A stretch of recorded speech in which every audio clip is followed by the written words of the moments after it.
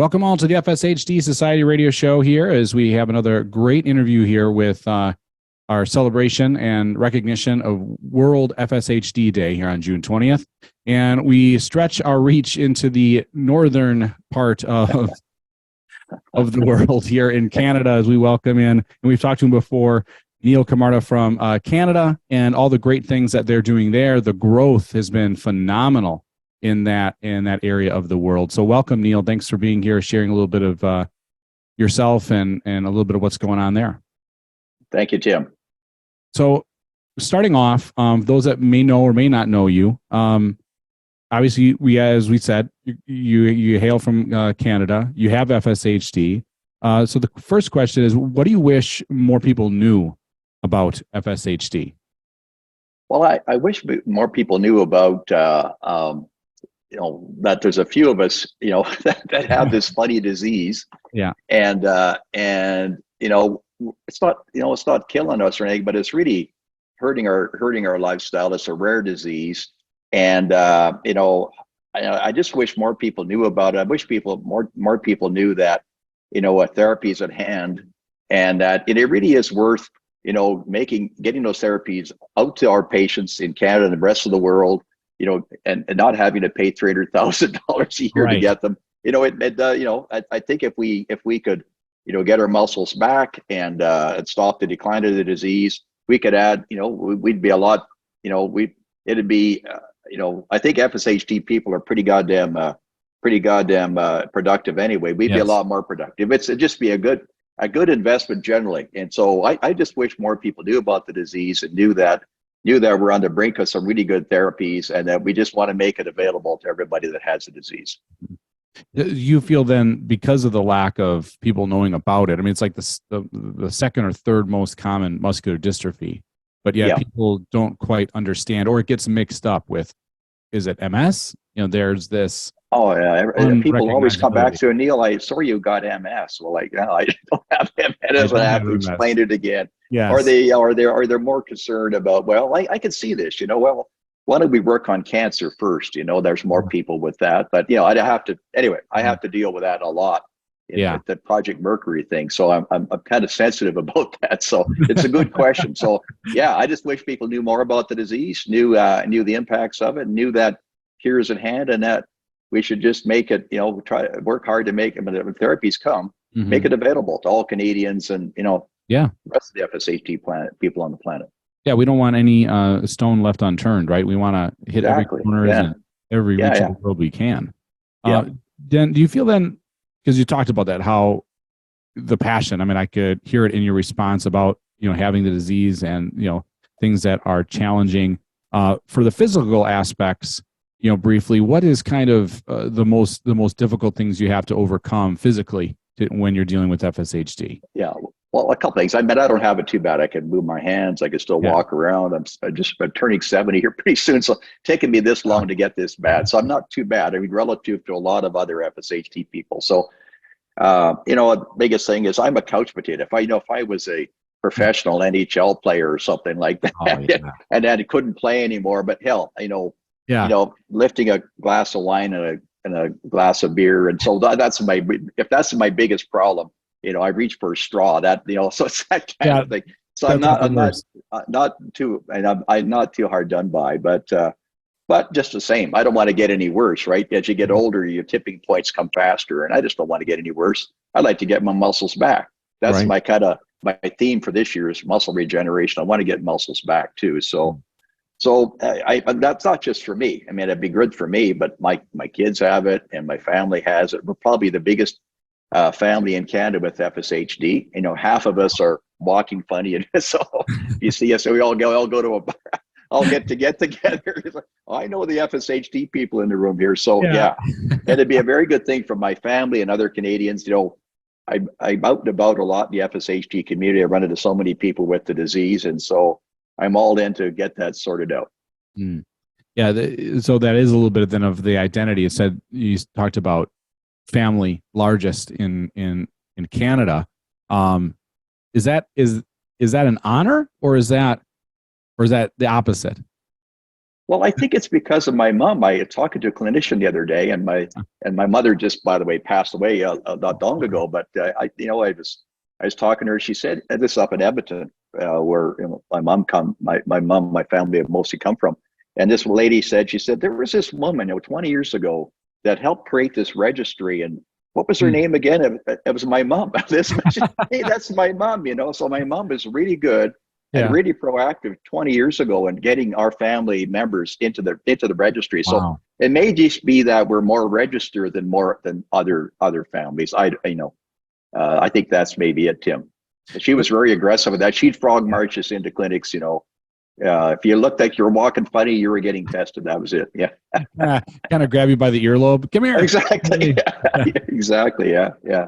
But the fact that she had the foresight and the, I don't know, right, that passion to kind of get registered, to see that this would help, to know that that's important. Obviously, the apple doesn't fall far from the tree, because you're pushing in the same direction to try to find the cure. You talk about, this year's goal, getting some muscle regeneration, or at least stop it, right? With that, and passing the baton on to my daughters as well. So they're running the chapter. Oh, it's beautiful. It's kind of like the Hell's Angels, but it's a FSHD chapter. Yeah, you guys got like the leather jackets and all that, or no? Yeah, we're members of a chapter. Yeah, so they're running the chapter here in Alberta. So they're continuing to work it. Yeah. So how has that growth been? Has it been? I mean, it feels like it's gone really fast from when you started in Canada to where you are now. Well, yeah, I mean, 10 years ago, I started just with a little foundation, putting small bets into research projects here and there. And then, I think I explained last time, Tim, I kind of woke up about a year ago and realized, hell, when the FDA approves something, that doesn't mean Canadians get it or get it for free. So we lag behind typically 3 years. Man, I got to sort that out. So we've been really stepping on the gas to make sure we don't fall behind here in Canada. And that's now become a global thing, Project Mercury, accelerating, access to clinical trials and therapies. So anyway, what motivated me was making sure Canadians don't fall behind, and we're really working hard to get caught up. And it's going well. We're organizing the chapters, the clinics, that kind of thing. Talk about that. You mentioned that a couple times, and we definitely want to hit that direction, because that's coming up here throughout the end of throughout this part of the year and so forth, moving forward with goals with Project Mercury. Talk about your input in there and what you hope that is for impact in the future, that project. Yeah. So, we've been talking about this kind of stuff for 10 years, but it never really got much traction, and now it's getting traction, and here's the motivation. People, they see the therapies coming. That this is a good problem to have, by the way. The therapies are coming. Volcom and others are coming forward with therapies. People want to get access. They want to get in on the clinical trials. They want to get access to the drugs, and they want to get them for free. And and they realize, that just doesn't happen. That you have to, as patients, get organized and motivate governments to subsidize the cost of the drugs, to approve the drugs. You have to get the clinical trials set up. You need the patients around the clinical trials, sites to get organized to go into the clinical trials. So the motivations being that all of a sudden we got the therapies coming. We want to get access to those therapies or get involved in clinical trials. So it's quite different than it was 10 years ago, when there wasn't really a clear line of sight on therapies coming. So it's all changed, and it's all good.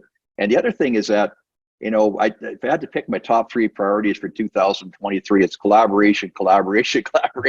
There was so much kind of not infighting, but people holding their cards to their chest, whether they're researchers or clinicians in the FSHD community. It's it's driving me crazy, right? But now they're opening up and realizing, man, we got to work together. We got one common enemy, that's FSHD. Yeah. Let's not waste time and energy, fighting amongst yourselves. And so I'm very glad we're moving on from that. Yeah. Is it so? That was kind of where we're working in silos a little bit too much. Absolutely. Whether it's researcher by researcher, clinician by clinician, or country by country, everybody was a bit insular. And there's so few of us. We really need to work together. Yeah. We need that. We need that. That scale. Yeah. Yeah. This is a global disease. This isn't just a certain country or certain person type or anything. we have people that have been on talking about that, right? That this is a disease that doesn't know race, religion, sex, nothing. It attacks as it feels like it wants to. Absolutely. Yeah. So with World FSHD Day, we're recognizing that kind of, wearing the orange and people doing the orange slice selfies and trying to get that kind of social awareness out there. So there's certain campaigns and this and that. How about in your neck of the woods in Canada? Is there things going on today on this day to recognize it? Plans with the chapters? Yeah. Well, first of all, every day is World FSHD Day for me. I'm mixed up with so many things, but beautiful. So, but June 20th is special. So we were really organized, say even a year ago to do much about it, but now we are. So we got the chapter in Ontario, and they're always really, really good at organizing events. And we got a new chapter in British Columbia and a new chapter here in Alberta. We're trying to extend that out. Mm-hmm. So once you get a chapter together and get a number of patients, you can organize the walks and that sort of thing. So those are the sort of things that we're doing on June 20th. That plus, I've got a website stood up now. It's been all juiced up by our webmasters, and we'll be able to turn that on for June 20th and come up with some interesting stuff. Promote people getting signed up for clinical trials, that sort of thing. So we're doing all the above, but we're a hell of a lot more organized for it now than we were. We got the chapters. So, yes. So that really helps. Huge help. Yeah. And over that, look at that big change.